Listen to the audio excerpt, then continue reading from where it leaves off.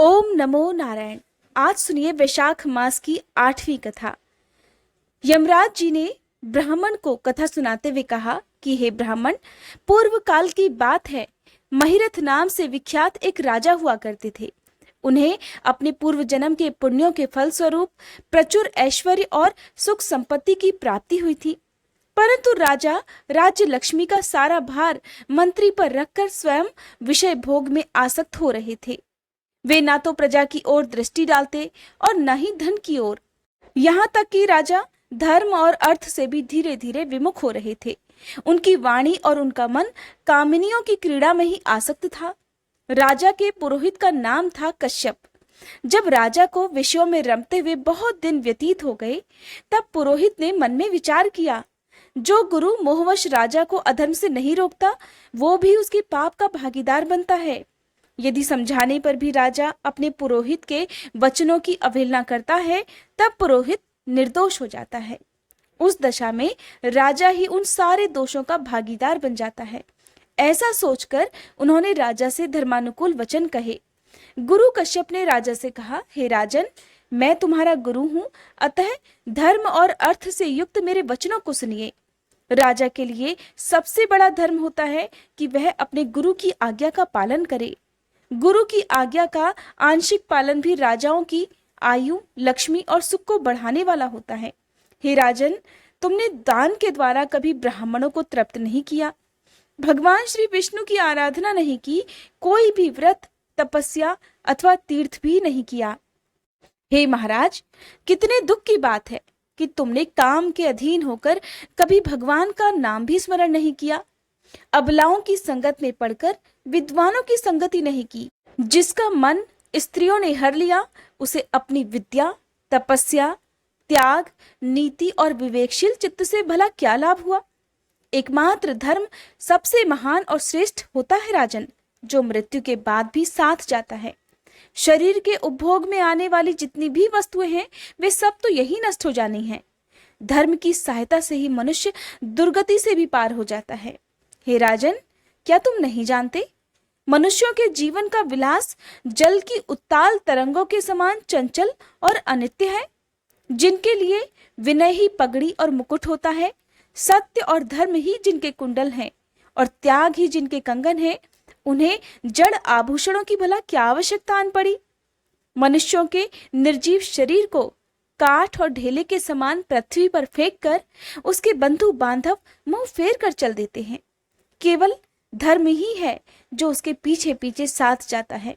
सब कुछ जा रहा है, आयु प्रतिदिन क्षीण हो रही है और ये जीवन भी लुप्त होता जा रहा है। ऐसी अवस्था में राजन, फिर भी तुम उठकर भागते क्यों नहीं। स्त्री, पुत्र आदि कुटुंब, शरीर तथा द्रव्य संग्रह, ये सब पराये हैं, अनित्य हैं, किंतु पुण्य और पाप अपने हैं। जब एक दिन सब कुछ छोड़कर तुम्हें विवशता पूर्वक जाना ही है, तो तुम फिर अनर्थ में फंसकर अपने धर्म का अनुष्ठान क्यों नहीं करते, अपने धर्म का पालन क्यों नहीं करते। हे राजन, मरने के बाद उस दुर्गम पथ पर अकेले कैसे जा सकोगे, जहां न ठहरने के लिए स्थान है, न खाने योग्य अन्न है, न पीने का पानी है, न राह खर्च और न कोई राह बताने वाला गुरु ही है। यहां से प्रस्थान करने के बाद तुम्हारे पीछे कुछ भी नहीं जाएगा। केवल साथ जाएंगे तो पाप और पुण्य जो तुमने अपने इस जीवन में कमाए हैं, ये सब केवल तुम्हारे पीछे पीछे ही जाएंगे। इसलिए हे राजन, तुम अब आलस्य छोड़कर वेदों और स्मृतियों में बताए हुए देश और कुल के अनुरूप हितकारक कर्म का अनुष्ठान करो, राजधर्म का पालन करो, धर्म मूलक सदाचार का सेवन करो। अर्थ और काम भी यदि धर्म से रहित हो, तो उनका भी एक क्षण में ही परित्याग कर देना चाहिए। राजन, दिन रात इंद्रिय विजय रूपी योग का अनुष्ठान करना चाहिए, क्योंकि जितेंद्रिय राजा ही एकमात्र अपनी प्रजा को वश में रख सकता है।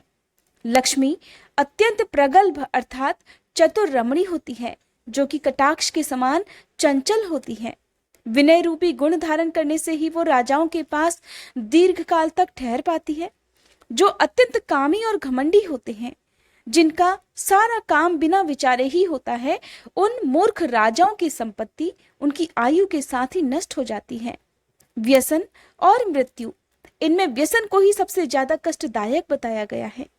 व्यसन में पड़े हुए राजा की अधोगति होती है और जो व्यसन से दूर होता है वो स्वर्ग लोक में जाता है।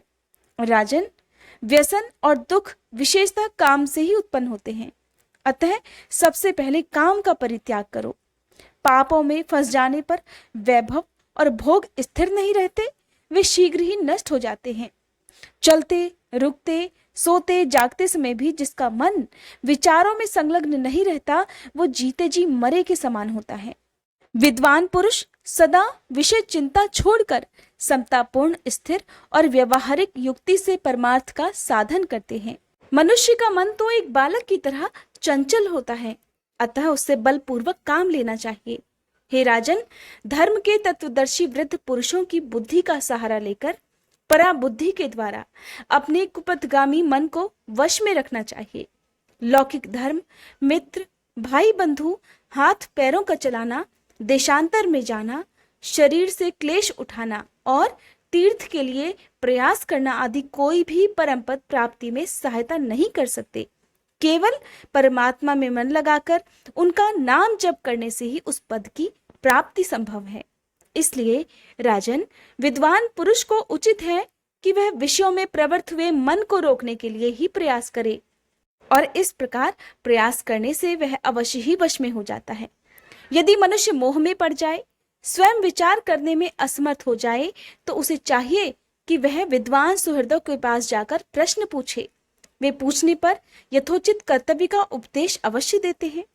कल्याण की इच्छा रखने वाले को हर एक उपाय से काम और क्रोध का निग्रह करना चाहिए, क्योंकि वे दोनों कल्याण का विघात करने के लिए तैयार रहते हैं। हे राजन, काम बड़ा बलवान है और वह शरीर के भीतर रहने वाला एक महान शत्रु है। श्रेय की अभिलाषा रखने वाले पुरुष को कभी उसके अधीन नहीं होना चाहिए। अतः विधि पूर्वक पालन किया हुआ धर्म ही सबसे श्रेष्ठ माना जाता है। अब तुम अपने धर्म का आचरण करो और धैर्य धारण रखो।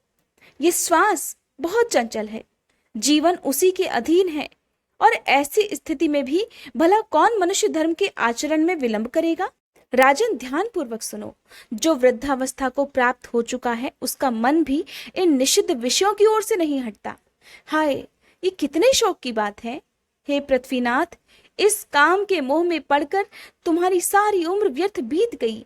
अब भी तो अपने हित साधनों में लगो। राजन, तुम्हारे लिए सर्वोत्तम हित की बात कहता हूँ, क्योंकि मैं तुम्हारा पुरोहित और तुम्हारे भले बुरे कर्मों का भागीदार हूँ। ऋषि मुनियों ने ब्रह्म हत्या, सुरापान, चोरी, गुरु पत्नी गमन आदि महापाप बताए हैं। उनमें से मनुष्यों द्वारा मन, वाणी और शरीर से भी किए हुए जो पाप हैं, उन्हें वैशाख मास समाप्त कर देता है। जैसे सूर्य अंधकार का नाश करता है, ठीक उसी प्रकार वैशाख मास पाप रूपी महान अंधकार को सर्वथा नष्ट कर डालता है। इसलिए तुम विधि पूर्वक वैशाख व्रत का पालन करो। हे राजन, मनुष्य वैशाख मास की विधि के अनुष्ठान द्वारा होने वाले पुण्य के प्रभाव से जन्म भर के किए हुए घोर से भी घोर पापों का परित्याग करके अंत में परम धाम को प्राप्त होता है।